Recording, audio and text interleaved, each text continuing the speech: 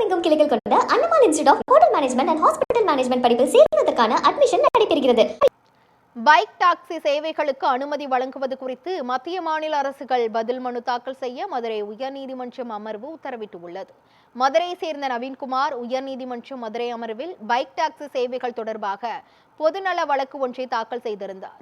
அதில் தமிழகத்தில் ராபிடோ, ஓலா, ஊபர் போன்ற டிஜிட்டல் பைக் டாக்ஸி சேவைகள் அதிகரித்து வரும் நிலையில் அவற்றை ஒழுங்குபடுத்துவதற்கான தெளிவான விதிமுறைகள் இல்லை எனவும், இதனால் ஓட்டுநர்கள் சட்ட ரீதியான சிக்கல்களை சந்தித்து வருவதாகவும் கூறப்பட்டுள்ளது.